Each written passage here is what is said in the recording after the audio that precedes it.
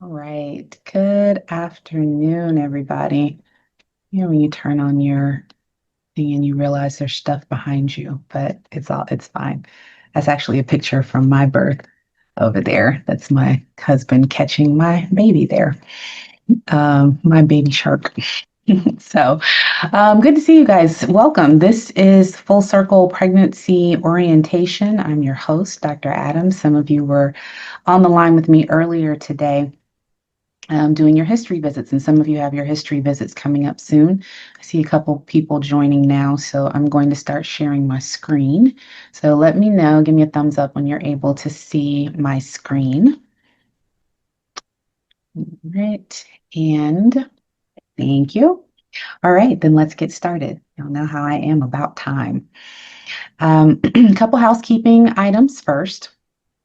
One, this is confidential. So no one knows whose thumb that was going up. I'll get a list of who attended later on. But I do invite you to participate because people won't be able to tell who you are asking questions. I'm not going to say your name and I won't say anything that people can figure out it's you. And then if you have to hop off at any point, because I assume this is going to go for about an hour, we will have this available on our YouTube channel that you're free to watch later on. So today we're going to go through the full circle experience, which includes where we deliver. We go through some office protocols, what to expect at your pregnancy visits. I give you a ton of prenatal resources, have an in-depth talk on exercise and nutrition in pregnancy, and then we end with an upper respiratory infection update. So first, a little bit about our practice. We are a collaborative midwifery model practice, meaning that we believe pregnancy is normal. We do. We believe birth is normal and these are normal life processes. It's not a disease we have to cure you of. However, we do know that there are some complications that can occur during this normal life process. In the traditional midwifery model, if you develop certain complications, you're no longer able to stay in the midwife only model. You have to transfer out to be able to access a different acuity of care. But in the collaborative model, you are still able to have your midwife labor, your midwife delivery, and you have physician direction for any of the medical issues that might happen during pregnancy. So you get the best of both worlds. To that end, most of our labors and deliveries are attended by certified nurse midwives.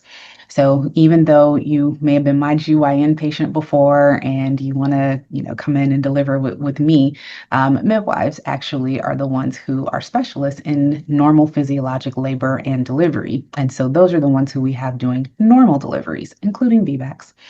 And if there is something abnormal or outside of the scope of a midwife, then they call us. So if it's something urgent, like can't wait until morning, not something scheduled, they contact their backup, the full circle physicians, because we are always on call for our own patients.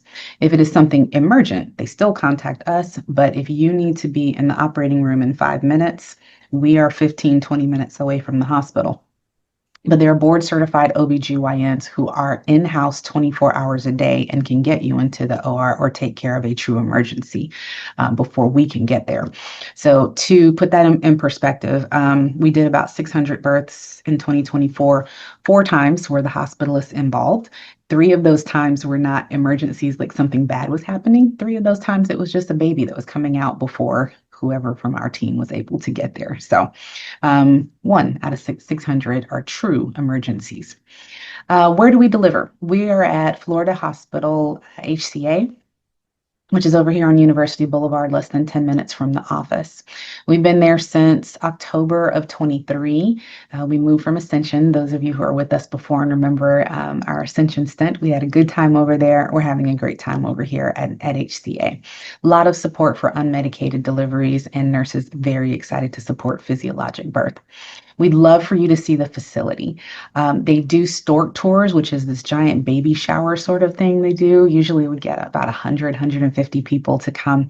And there are big colorful signs in all the exam rooms. So when you come in for your exam, just scan that QR code. We actually just had one last month. So the next one is in August. So you guys have plenty of time to set your schedule to be able to go to that tour, to the stork tour. They raffle off prizes. You tour the unit, meet the admin staff. It's a good time. Between the tours though, like if those dates don't work for you, they do tours individual small group tours. So twice a month, the childbirth educator does small group tours. So you just go to the HCA website, click on where it says register for a class, select the labor and delivery tour as the name of your class, and then just pick a date and register, and she'll walk you around. In terms of when the office is open, so we are open Monday through Thursday from 9 a.m. to 1 p.m. We close for lunch from 1 p.m. to 2 p.m. During this time, the phone rolls over to our after hours message. The phone is not broken. We have not abandoned the practice, but we roll it over because the after hours line rings to the emergency on call provider. So if you're having a medical emergency during lunch, you can get directly in touch with somebody. If you are calling with something administrative during lunch, don't leave a message during lunch because she doesn't relay it to front desk. Like you're going to be late for your 2:30 appointment. Don't leave that on the line because she does not relay those over. She's the person in the hospital taking care of emergencies. We do open back up from 2 at 2, and then we're open until 5. On Fridays, we're open from 9 a.m. to 1 p.m. So if you're calling for something administrative at 12:53 on a Friday, there's a possibility that we may respond to that when we open again on Monday at 9 a.m. We don't have walk-in appointments because our goal is to see you at as close to your appointment time as possible. So if you are booked for the 9:30 appointment, someone walks in at 9:21 and says, I need to be seen now. Putting them in a room means that your 9:30 appointment is going to be late, and that's not fair to you. We try to respect your appointment time. There are limited same day appointments, like people cancel, deliver, forget, reschedule. So if you're calling in with an issue and feel like you need to be seen more urgently, then our goal is to try to squeeze you into one of those spots that already exists. Now, if there are no spots today, or there's something that can't wait until the time a spot exists, like say you're calling because you can't feel your baby move, it's 9 o'clock in the morning, our open spot is at 3 p.m. We're not going to have you wait 6 hours not feeling your baby move. We're going to recommend that you go to an urgent care type of setting. We're going to recommend you go to labor and delivery to be evaluated. So if you're talking to the triage nurse and she recommends that you go to the hospital, that's not us saying we don't want to see you, we don't care. It's us saying we agree this is actually something urgent and it needs to be evaluated in an urgent care setting. So please try not to push back on them if we're recommending that you are seen, but sooner than we have availability here in the office. When you call, we're not able to leave appointments to take phone calls because, again, when you come in for your 10:30 appointment, if someone calls at 10:27, I'm not going to be late for your appointment because I'm talking to someone else. I have staff to take your calls, listen to the messages, document them appropriately, and get a response for you. So we ask that you respect your fellow patients in the same way. When you do call, though, please, if everyone who could answer your call is on another call, leave a message so that everybody checks their messages all day long and you will receive a call back. So if it is something administrative for pregnancy, or something clinical like nurse calls. Jennifer and Kylie are usually taking most of those, getting answers for you, setting expectations as to when you'll hear back from them or from someone else. Naisha is our OB clinical coordinator, so she's the one who's in charge of referrals. So say you need to be admitted for something, or we need to schedule your delivery, you need some labs ordered, or what have you. Naisha is the one who does that. At the end, if you want your baby to be circumcised, she's the person who coordinates all of that. Most of you met Renee Hall, not Tiffany, at your confirmation visit. She's the one who is responsible for insurance. And there are going to be some insurance changes toward the end of the year with regards to billing. And anyone who's on the call now who may be changing insurance in January, or some of your plans change in October, please be sure to notify Renee Hall so that she can update what your financial responsibility looks like. Because we don't want to continue collecting on an old prepayment plan that's no longer needed, or surprise you with a large bill at the end because we didn't check and see that you were going to have a larger bill on a new insurance. After hours, there is always someone from our practice on call for our practice. And this is who you call if you think you need to go to the hospital. So she's not the one, if you call and say, oh, I don't remember what Jordan said to me today in my visit, let me have her just go read my chart to me. She's not that person. But you have to leave a voicemail in order to get a call back. The phone doesn't even register that a call is made unless you leave a message. The patient portal is another way to reach us, but please remember that the response times can take up to 2 business days. As soon as you hit send on the message, it says, please allow however many hours, it might say 48 hours, but 2 business days. Because if you send a message on a Thursday, Friday's the next business day, Monday is the next business day. So if it is a non-action item, like just wanted you to know, and or something that we need to discuss at an appointment, especially if you have an appointment coming up in the next couple of days, your message might get forwarded to the person who's going to see you next in order to answer that. The portal is best used for an action item, like I lost my lab slip. Can someone forward me another one so I can go to Quest? Or I have a cold, I need to cancel my appointment. Front desk gets those messages and they can help you maybe just change it to a virtual appointment so that we can still check on you and make sure you're doing okay. We don't want you to use the portal to send us urgent matters. So if your blood pressure is high, don't send that on the portal. If you don't feel your baby move, don't put that on the portal. If you're having heavy bleeding, 2 business days is too long for a response to those type of issues. That is a phone call to the emergency on call line. You call the regular phone number that you would normally call to reach the office and follow the prompts to get to after hours. We ask you not to send blitz messages, so don't cut and paste the same message to all of the providers, because multiple messages to one provider and or different providers is not an effective use of our time or yours. Patients upset, they go to the pharmacy and there are 5 prescriptions there waiting for them, and which one do I take? Well, you message 5 different people and there are multiple ways to treat this. So message one person. If that person hasn't responded in 2 business days, you can either call the office to get an answer expedited or message someone else after that. But cutting and pasting at the same time. We also ask that you keep your messages in the same thread. So don't send, I did this today and then start a whole new message. And then I did this and then start another message. And then I did this, because 3 different messages, we're trying to keep track. Again, we each get 30, 40 messages a day. And so trying to keep track of what happened with one person who starts multiple different threads is very confusing, and a lot of things can get lost there. So we also ask that you don't try to have a visit during the portal. If you have questions that can wait till your next visit, text yourself the questions or schedule an appointment. We're happy to go over pros and cons, risks and benefits, explain labs and ultrasounds face to face so that you can ask questions in real time. That's the most efficient thing. We also use our portal to release your ultrasound results, unless there is something urgently abnormal. So if there's something that needs a plan right now, we're not going to let you walk out of the building.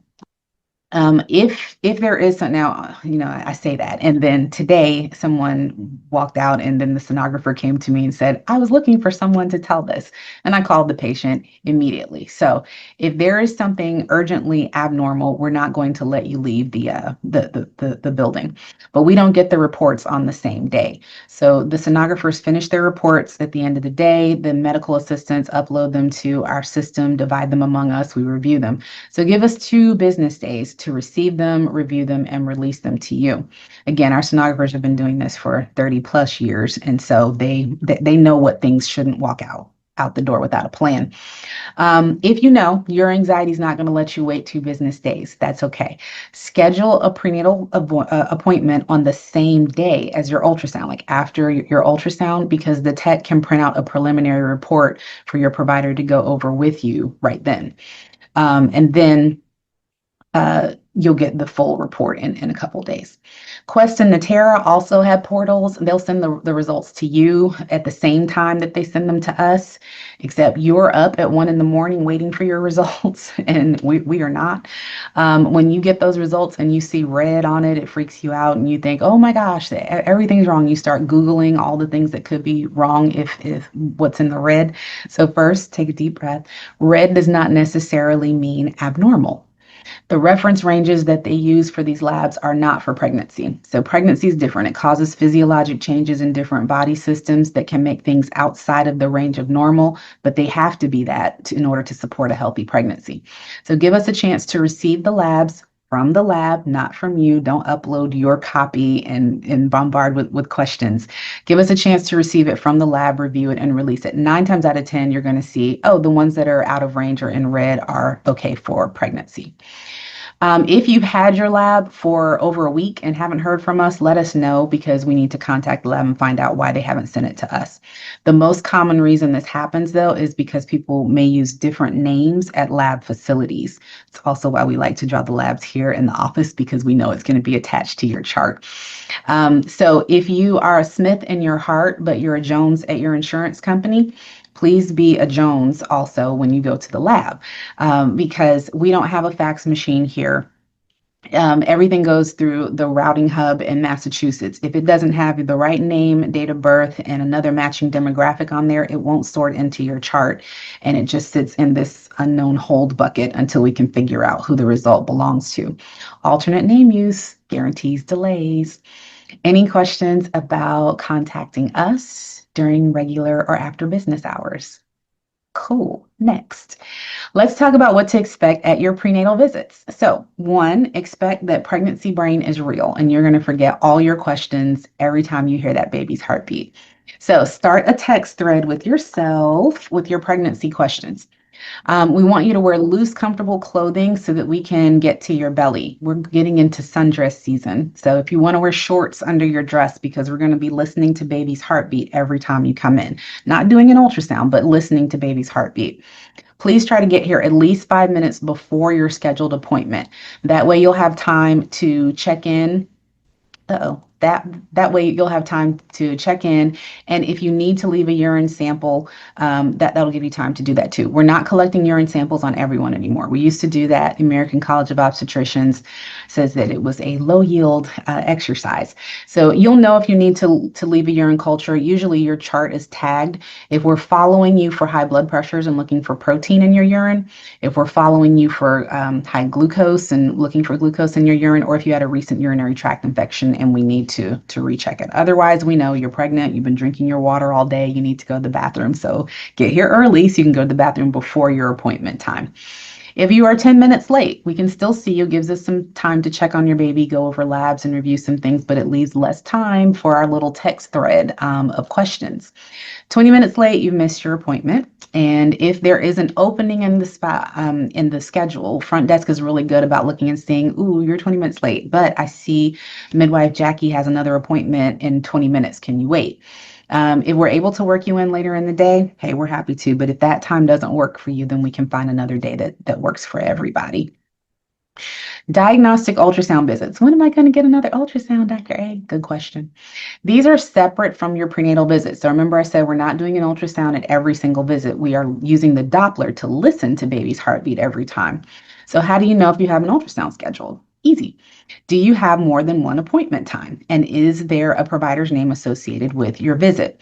So if you are Tina Test, my imaginary patient, you log into your portal and you click the appointments button and you look and see that you have 2 appointments on the same day. The first one at 9:20 is with ultrasound, which is not a provider's name. The second one at 10 o'clock is with Dr. Yeckel, which is a provider's name. So Tina knows she has an ultrasound first, so family can come along and see the baby. And then afterward, Dr. Yeckel can go over a preliminary report from the sonographer with her. So remember then that those results, Tina knows, they'll be sent to her portal within 2 business days unless there's something urgently abnormal, in which case Dr. Yeckel will talk about it with her that day. So when you're checking out from your visit, say you're 16 weeks and your midwife says, hey, it's time for your ultrasound next time. Let the front desk know that you need a prenatal visit and a diagnostic ultrasound visit. So 2 different times for 2 types of appointments when your ultrasounds are due. Now, if an ultrasound isn't due, but you just really want to see your baby because it's your baby and you want to look at your baby, there are boutique ultrasound places around the city. These are listed for informational purposes. I know there's one in St. Augustine too, but not specifically endorsing any one over another. So just know that they do all little cute stuff like put the baby's heartbeat in a stuffed animal. It's adorable. And these are safe because, again, ultrasound is not radiation. It is just sound waves. All right, so now we are going over to our website, Full Circle Jacks. Give me a thumbs up if you're able to see the website now. All right, thank you. All right, so fullcirclejacks.com. We are going to be getting a facelift for our website coming soon. But for right now, this is where you'll find everything. We'll start with the providers. So these are the ones who will be here to provide excellent, top-notch prenatal care and hopefully help you welcome your little ones into the world. So there's me, my partner, Dr. Marrow, my partner, Dr. Yeckel, partner, Dr. Mooney, and some of the midwives and our PA. So there's midwife Lauren, midwife Norma, midwife Jordan, midwife Brianna, and midwife Jackie. So one of us all really, you can meet as many of us as you can here in the office because we really don't know which one of us is going to be on call. We rotate call in the hospital with a midwife group as well. So either way, if you're delivering vaginally, you will have a midwife. If you're having a belly birth, which we'll talk about later, then you will get one of the 4 physicians that I mentioned. Over here under patient information, you'll see the obstetrics tab. And over here, we have our delivery stats. I just thought I'd click on it really quickly. Okay, yes, our 2025 numbers are actually up. All right, so some of you are here because of our stats. So that's a little teaser. You can look and see what are your chances of having a successful VBAC here? What are your chances as a first-time mom of ending up with a C-section here? So all good information. Over here under prenatal care timeline, you will see what to expect at each visit.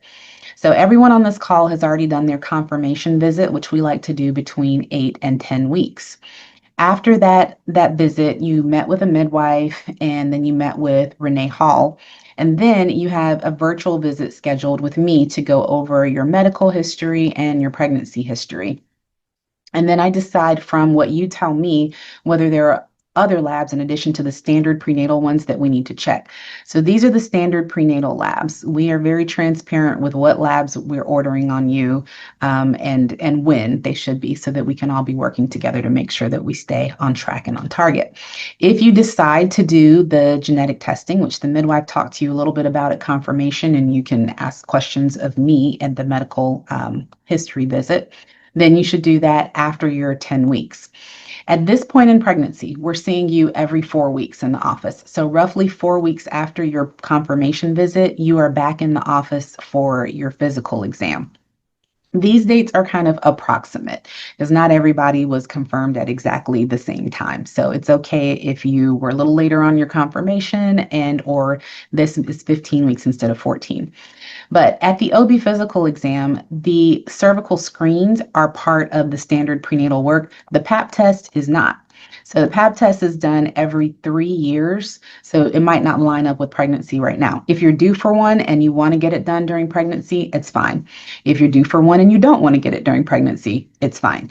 The Pap itself does not need to be done. We only need the cultures. For those of you who have high risk issues as identified with me during your medical history visit, usually the high risk doctors start seeing you around 13, 14 weeks, unless there's some other special thing with whatever your diagnosis is. All right, then about 4 weeks after that, you have your second trimester visit. And that is when we're taking a listen to the heartbeat and talking about normal changes of second trimester. You start to feel the baby move, maybe some round ligament pain, start showing a little bit, and that's fun. Then your anatomy ultrasound is around 20 weeks. So that's the halfway point for your until your due date. So the anatomy ultrasound, if you didn't do genetic testing, this will be your first opportunity with us to find out whether it's a boy or girl, if your baby cooperates. But mostly we're looking at brain structures, heart structures, whether the kidneys are there and functioning, fluid, placenta, and all of that good stuff.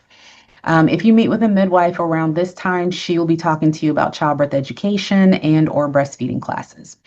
Roughly 4 weeks later, we look at the glucose test, and I know I'll have questions about that, so we're going to put a pin in that and come back to it later. My moms who have a certain blood type, we're making sure that you have the resources in place in order to give you RhoGAM if needed at 28 to 30 weeks. Around this time is when we want you to pre-register at the hospital. If you haven't already done one of the tours, you want to either sign up for the store tour or do your individual ones. And if you plan on working with the doula, which I'm going to ask you about and talk about in a moment, you definitely want to have her locked in by your 3rd trimester. Down here in 3rd trimester, we start seeing you every 2 weeks. So this is when it starts to get real. First time moms, you want to select a pediatrician by this time. My veteran mommies, if you have a pediatrician and you plan to change before the baby gets here, it's a good time to start looking. If you plan to get any of your vaccination boosters, we don't give them here in the office, but if you need prescriptions for them, we can give them to you, or you can make your appointments at like a minute clinic. You'll see here in the middle the option to repeat or decline your standard prenatal labs. So this is STI testing. The College of Obstetricians recommends doing the testing at least once. Duval County Health Department recommends some high-risk populations to repeat it. If you would like to repeat it, you're welcome to. If you don't want to, you can sign a form saying, I decline it. I don't think I'm high risk. So every 2 weeks, if you are anticipating having a belly birth, normally we try to start getting your date together when you're around 32 or 33 weeks because we schedule the belly births, which is our word for a C-section, between 37 and 39 weeks based on your circumstances. At 36 weeks, you have another pelvic exam for group beta strep, which is not an STI, but we'll explain what it is and why it's important. And if you want to, again, decline or repeat STI screening, you're fine with that.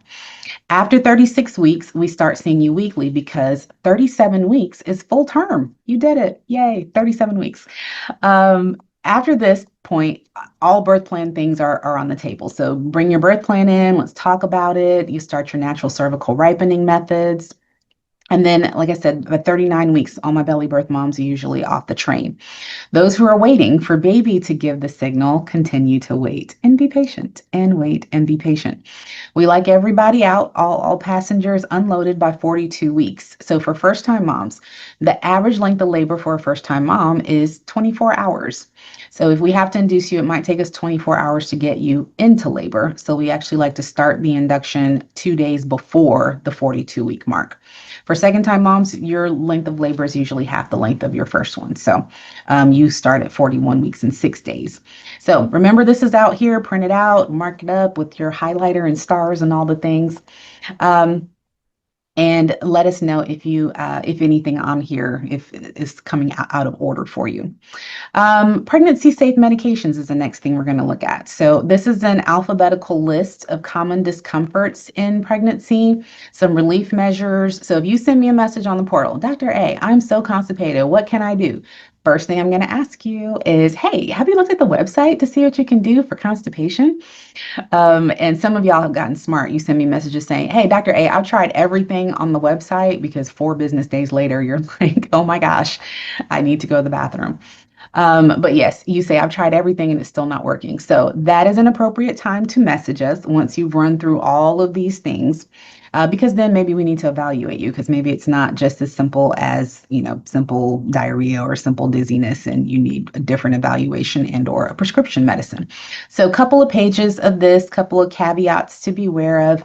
If you're nauseous and vomiting and can't keep down fluids for 24 hours, please don't keep trying ginger and B6. Please call us because you need some IV fluids, friend. Okay. All right. Remember, that is out there. This is the paper for the instructions for the gestational diabetes screen. Again, we're going to talk about this in just a moment, but I'm going to refer back to this form. So remember that I talked about this right now. This will come up a little later on. Some patient-driven options on here and instructions on how to prepare for it. Weight gain in pregnancy. I know it's a tough subject, but for those who are concerned because you are nauseous in the first trimester, possibly losing a little weight, or what have you, you're vomiting. The rates of weight gain that we expect are in second and third trimester. So don't worry, you will make it back up when this morning sickness hopefully goes away. This is a link that you can put in your pre-pregnancy height and weight and calculate your pre-pregnancy body mass index. And based on that, it will tell you what your recommended weight gain is in pregnancy. If you have twins, you can add 10 pounds to the upper limit of each one of those numbers. But this is just kind of to keep you on track. When we're seeing you every 2 weeks or so, and you come back and you gained 7 or 8 pounds, then it may, it'll raise the question, hey, is she retaining water? Is this really just weight? And we have some questions about nutrition and that sort of thing, but also try to make sure that we're not developing any issues with the placenta and or blood pressure. Birth preferences. So if you plan to make a birth plan, We like to call them birth preferences because babies laugh at plans. Oh, they laugh. First-time moms. So this birth can be unpredictable. I mean, even for us, I've been doing this for over 20 years, and it is still unpredictable. Once a month, I say, I've never seen. My goodness. So this covers a lot of different things. Everything on here, there's no right or wrong. This is all preference and opinion. There will be people out there who have strong opinions about whether or not you get an epidural or walk around or whatever. It's really up to you. This is your birth. So what things on here are salient to you? This gives you plenty of time to look through lots of different aspects. Some things I want to highlight. We're not starving you and strapping you to the bed. If you want to move around, we encourage movement, actually. We have wireless monitors. We have tubs that you can labor in. The nitrous is in the hospital. It has a policy, and we are working on training. I promise it will happen one day. I hope during your pregnancy, so it will be available by the time you deliver. But you can push in any direction, deliver in any position, whatever.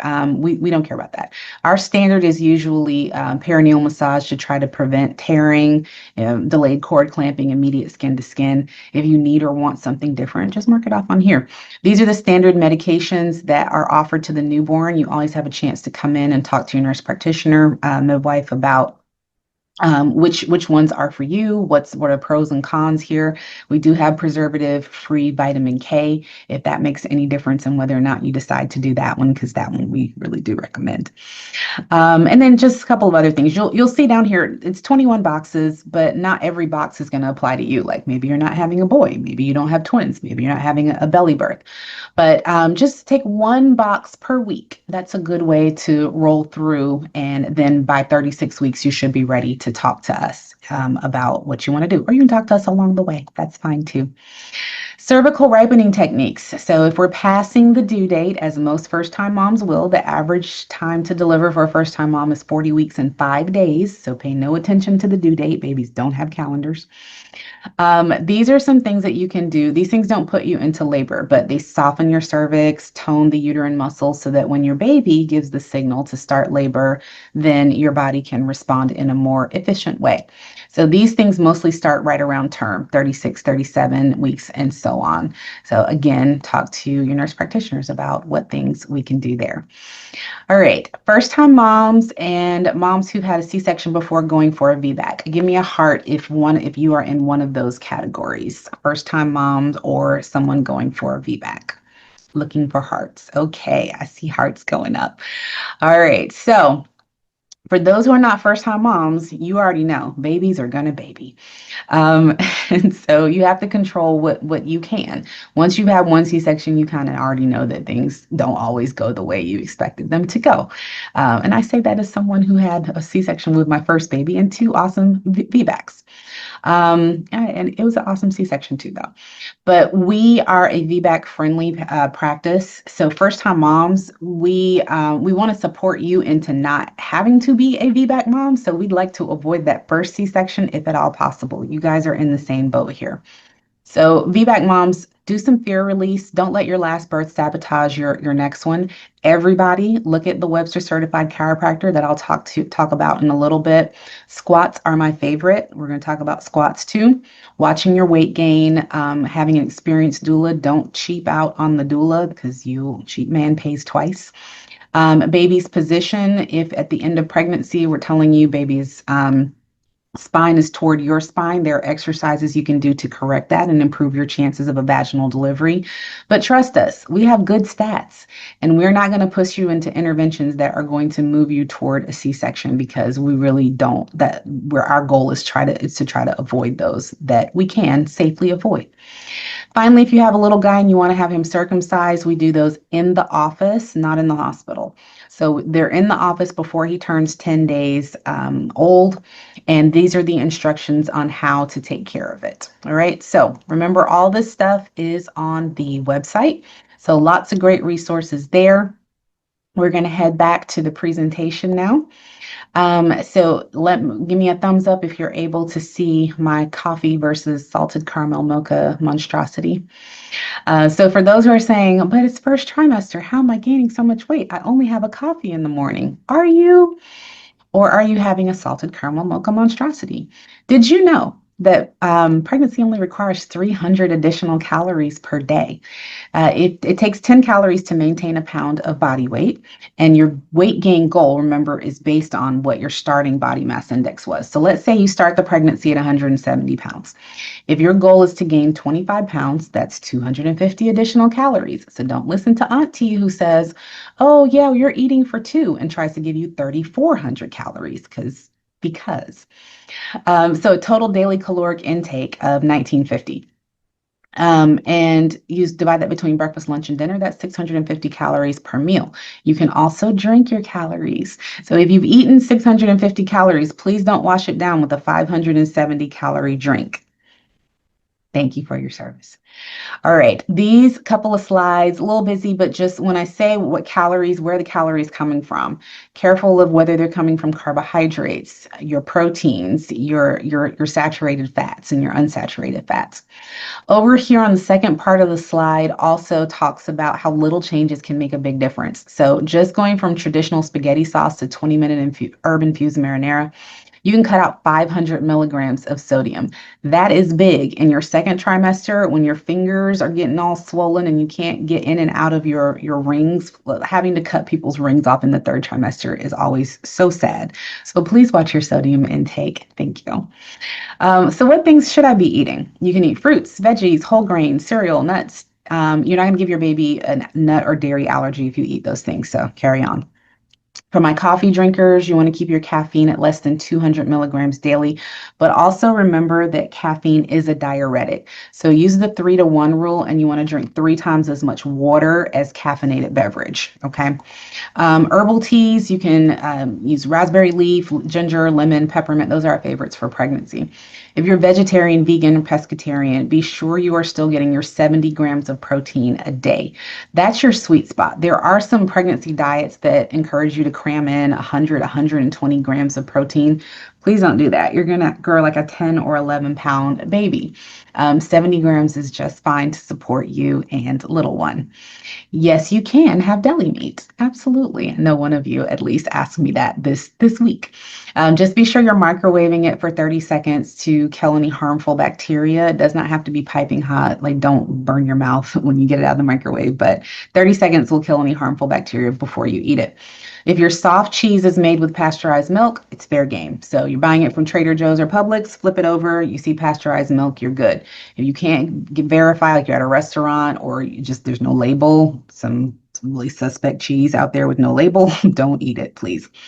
Canned tuna, you can have 3 4-ounce cans per week. If you're pescatarian and you want to eat more fish than this, FDA has a really nice document. October 2021 is the latest iteration of it, but tells you which fish you can eat a lot of because they're high in omega-3s, which are great for babies' brain development. Which fish to eat in moderation because they're kind of neutral, no, and then which ones to avoid because of high methylmercury content. Whatever fish you eat, be sure it's cooked all the way through. So none of that yummy ahi tuna sushi for you during pregnancy. Sorry. Also for your steaks, if you are a foodie like me and you like your medium rare, you will need to ruin your steak for the next 6 months and have it well done. For my kombucha drinkers, my kimchi eaters, my sauerkraut people, any fermented thing, moderation or less, because the fermentation process, remember, is similar to how we make alcohol. And to that end, avoid alcohol because we honestly do not know how much alcohol it takes to create fetal alcohol syndrome. It's different for every person, and we don't know what your metabolism will allow to go to your baby. And you want to limit your sodium to 1,500 milligrams per day. So thinking back to that herb infused marinara, if you only get 1,500 milligrams per day, like let's not have 2 tablespoons of spaghetti sauce and use up everything that we have. Questions about food? All right, this crowd doesn't have much to say today. All right, maybe you're exercise people. All right, exercise in pregnancy. It's fine to continue your pre-pregnancy activity, but you just won't feel like it. Like in your first trimester, everybody's tired, everybody's sick, nobody wants to do anything. But in the second trimester, you will have some physiologic changes. You're going to increase your blood volume by 50%. That increases your oxygen tension and saturation. And then you'll kind of be able to breathe better and aerate better, and you'll be the Olympian that you were before. So just listen to your body. The question that I have out there now is, what about energy drinks? So I don't love energy drinks when you're not pregnant. It is so much caffeine and it is taxing on your kidneys. High dose volumes of vitamins B12 and the other Bs in first trimester, if you dilute them down a little bit, are probably okay. But yes, that's if you can avoid especially the higher caffeinated energy drinks, you want to avoid, because I think most of those probably hit your 200 with just a single can. If you weren't doing anything prior to pregnancy, it's fine to start a new regimen. It doesn't have to be anything crazy. Just walking is fine. We'll talk about walking in a minute. But if you remain sedentary, first-time moms, please listen. If you remain sedentary throughout your pregnancy, your baby is more likely to settle in a position where their spine is toward your spine. Head is down, but face is up. That leads to malpositioned babies, and that is the most common reason that we are doing C-sections now. It's not big baby, it's not baby in distress. It is malpositioned babies. For those of you with these cute little Fitbit watches who are, watching your heart rate go up and down to make yourself anxious or what have you, you will notice that your heart rate goes up some. At baseline, 10 to 20 beats per minute is a normal physiologic change in pregnancy. Don't let that freak you out. If you're walking for your exercise, be sure that your heart rate is in the aerobic zone. So the aerobic zone is 70% of your maximum heart rate, and the max heart rate is based on your age. So we start with 220. If you're 30 years old, you subtract 30 from 220, and you should not be exercising with your heart rate above 190 for prolonged periods of time. Your aerobic zone, though, starts at 70% of that number, so 133. So if you're walking, you need to be walking with your heart rate between 133 and 190 for 30 minutes, 3 times a week. That's your exercise goal. That makes it aerobic activity, which is good for your placenta and all of your blood vessels. So what pregnancy exercises are okay? You can get your cardio on the treadmill, elliptical, you can run, you can swim, you can do indoor biking. If you were lifting weights prior to, it's fine to lift whatever you were lifting up, before. Just you don't need to add resistance, because your baby and your body are going to be doing that throughout pregnancy. Squats are my favorite. So if you are an experienced squatter and already doing more than 50 a day, carry on. That's going to help your baby get into the right position amazingly. If you're not an experienced squatter, you start at 20 weeks, give me 5 a day. 21 weeks, give me 10 a day. 22 weeks, give me 15. And up to the minimum of 50 per day. You can go over that. The more squats you can do, the better chance we have that pelvis is going to be open, muscles are going to be long and lean. Speaking of long and lean, Pilates and yoga are 2 of my favorite exercises to help with pregnancy. And any experienced instructor will be able to tell you what the pregnancy modifications are. But again, stretching, you can use your reformer. Things you want to avoid, high intensity interval workouts after your first trimester. It's not the interval, it's the intensity. So you can still do them, just do the low impact version of them, but it's those sudden jerking movements after second trimester that can actually shear the placenta off of the uterine wall from changing direction quickly. Anything that has you lying flat on your back for extended periods of time, like excessive ab work. You can do side lying abs, you can do standing abs, but just lying on your back is not preferred. Hot yoga, unless you are a hot yoga instructor, please don't try this now, because unless you're fully acclimated to this environment, you will get dizzy and possibly fall and possibly on your belly, which we don't want. Please avoid scuba. Changes in barometric pressure decrease oxygen to the baby. Same thing with high altitude hiking. You can visit high altitude destinations. You got family in Colorado, go and see them, 8 to 10,000 feet above sea level. It's fine. Just don't go hiking with them. That's all. You're going to stay back at home and hang out there. Contact sports. Please do not take up kickboxing at this point in your life. Thank you. We've also had some weird incidents with pickleballs. So anything with a ball flying at you maybe can best be avoided until after pregnancy. Outdoor biking is not a no, it's a be careful because around 16 weeks is when your center of gravity changes. And as you start to try to turn corners, you may not realize that your weight kind of goes over more and you'll fall over off of your bike. All right, so we talked about diet, we talked about exercise. Now we're getting into glucose screening because people believe if I do all my diet and all my exercise, I can prevent gestational diabetes. No, you can't. And it's only because of your placenta. It's not because of you. It's not a judgment on your lifestyle whatsoever. The placenta is the underrated supervillain of pregnancy. You know how we blame our hormones for like everything all the time? During pregnancy, same. The placenta gives off hormones. So the placenta has a job of getting glucose to that baby so that it can grow and be healthy. It does not care whether or not it makes you insulin resistant. So it gives off hormones that tell your body not to use its insulin efficiently. And if you don't use your insulin efficiently, guess what? You have extra glucose circulating in your bloodstream. It's for your baby, yes, but when you have extra glucose in your bloodstream, you know what that is? It's diabetes. But it's diabetes because of your placenta. So it's gestational diabetes. It's not your fault. Okay. So those of you who say, but I never eat any sugars at all, right? But you also usually don't have a placenta.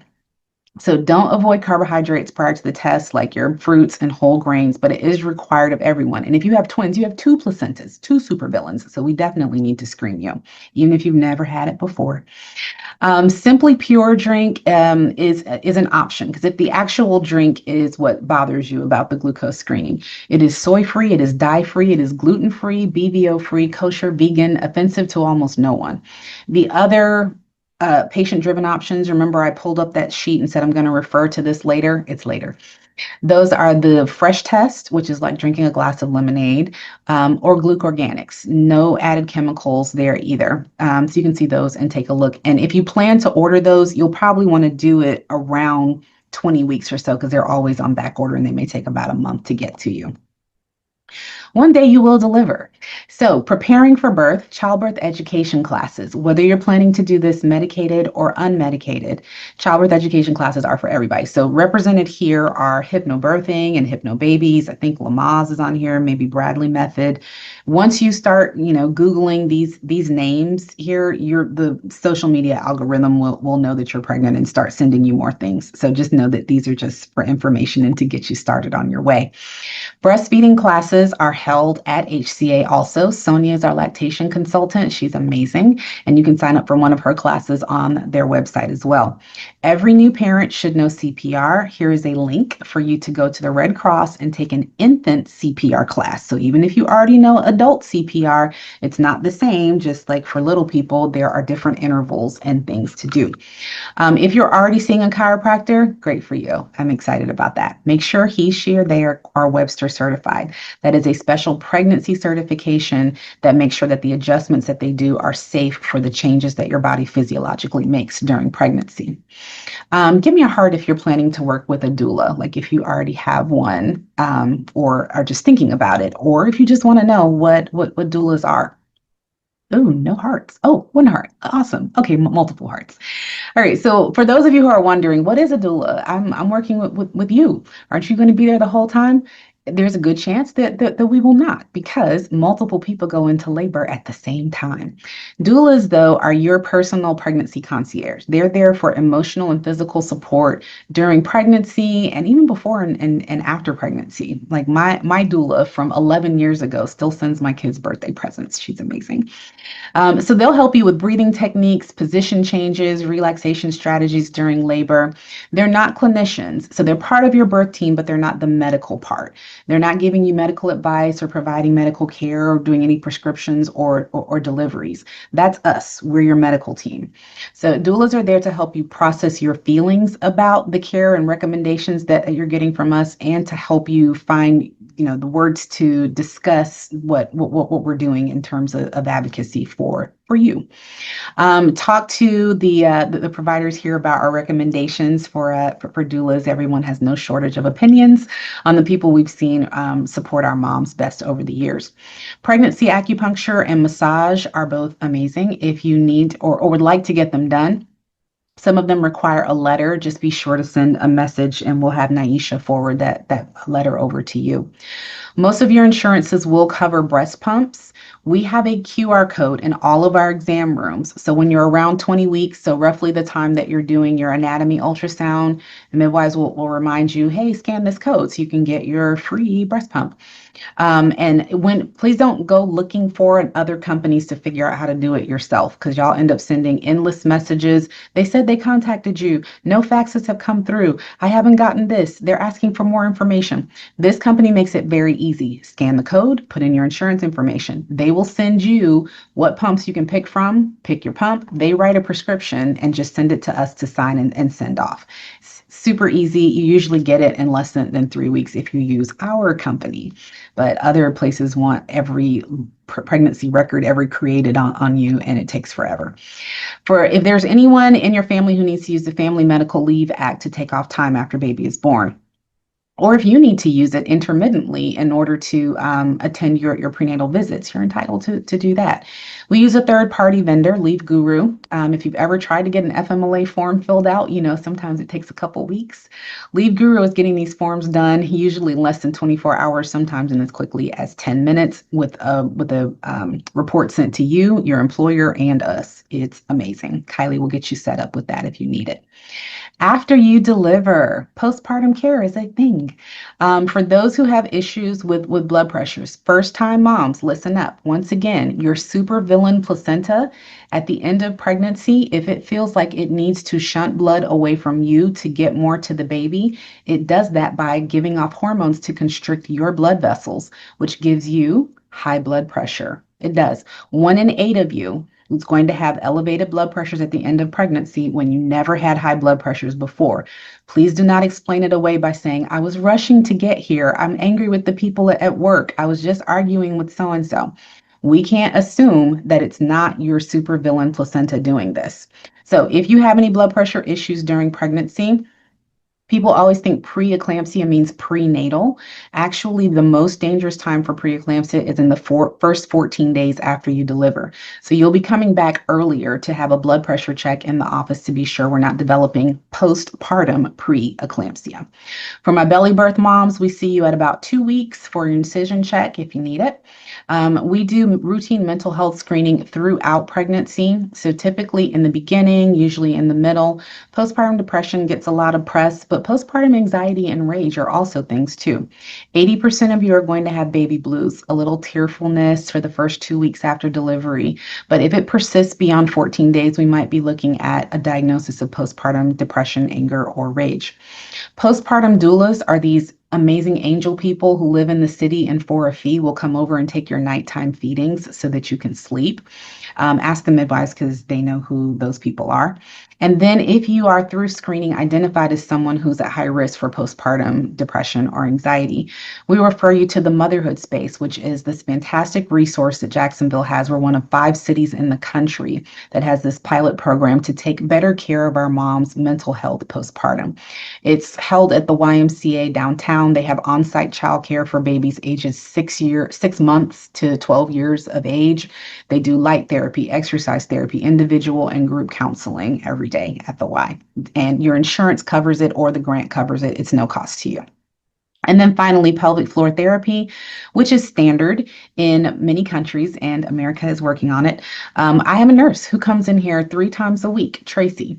And Tracy is here Tuesdays, Wednesdays, and Thursdays to help put your bottom back where we found it. So things we don't really discuss afterward, pain from your laceration, painful intercourse, leaking urine, all of that sort of stuff. That's what pelvic floor therapy addresses. So at your 6-week visit, we see you again. And then at 8 weeks, we start you routinely in 8 weeks of pelvic floor therapy. Random frequently asked questions. We're almost done, y'all. You can sleep on your left side, on your right side. You can sleep on your back. Yes, you can. If you're waking up dizzy from sleeping on your back, just get one of those wedge pillows that goes under your hips so you're kind of rolled over to the side a little bit and not flat on your back. You can help paint the nursery. Just be sure you're in a well-ventilated space or wearing a mask. You can take probiotics, prebiotics, postbiotics, all the biotics that they have come out with to get your money. No, just kidding. If you need them for your gut health, they are not harmful during pregnancy. You can dye your hair. That includes your eyebrows. You can get gel nails. If you're in a salon with heavy fumes, you might want to wear a mask to just keep from getting dizzy, but the nails themselves are fine. Car travel, y'all are my summer crew, but also you're my holiday crew. So if you need to travel, travel is fine up to 37 weeks. I think a lot of y'all are going to be like around 37 weeks in the holiday season. Make the family come to you because at 37 weeks, remember, you're full term. So your baby doesn't have a calendar. And even though you think you're not going to go into labor, you'll be in Tennessee someplace and end up having to have a baby with people that are not full circle. And well, that's just not what you want. So, but you can travel up to that time, get out and stretch every 2 hours, drink lots of water. You'll have to. You'll have to go to the bathroom every couple of hours.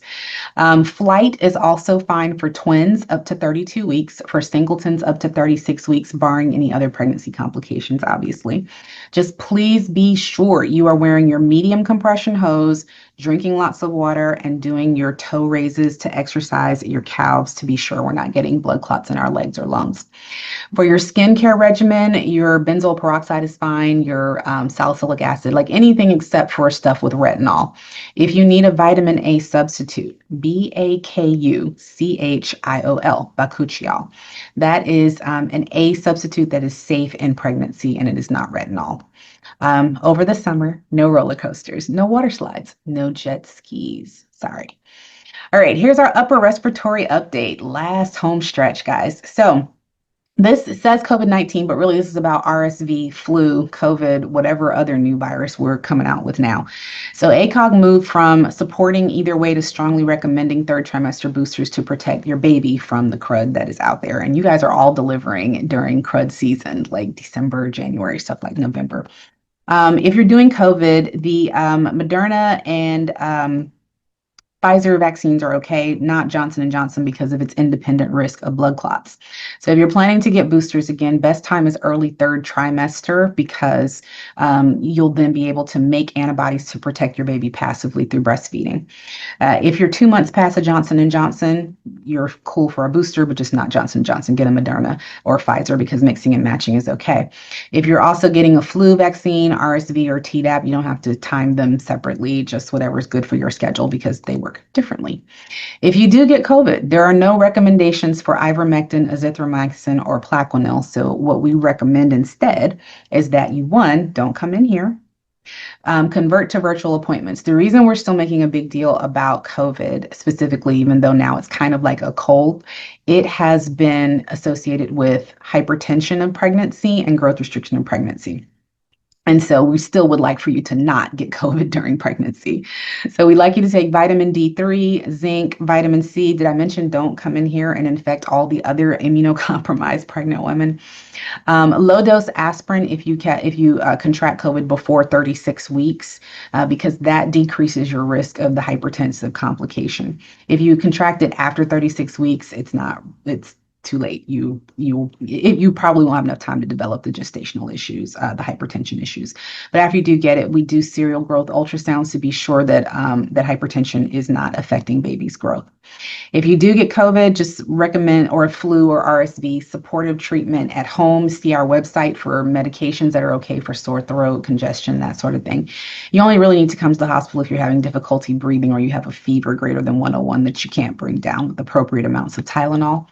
So for my veteran moms who had your last baby during the height of COVID, deep breath. It's better now. So we're back to 4 visitors in the room. Your doula doesn't count as a visitor, so that's that last DONA certified person. We're not masking routinely in the hospital, only in labor if you test or screen positive for one of these upper respiratory. And even if you do, we're not separating you from your baby. You get an isolate, so baby's protected from your respiratory droplets, and we give you an N95 mask so that you're still encouraged to breastfeed. And that's the end. So if you are social, it's kind of disappointing to follow us, but I'll just tell you that we are out there. So we haven't posted anything in a long time. Eventually, we will get back to it. Quiet crowd, but hopefully you guys picked up some information from here that was helpful. We are excited to have you all grow your families here with us, and we're looking forward to seeing you back in the office really soon. If you have any problems during your pregnancy, I am the practice founder and owner. Reach out to me because I can actually help you solve your problem. If you go to Yelp, if you go to Google and make your complaint, those people will read it. They might like it, but they won't help you solve your problem. I really want you to have a great experience here. So please let me know how I can keep up the momentum that hopefully we started. You guys have a wonderful evening, and we'll see you in the office really soon. Take care.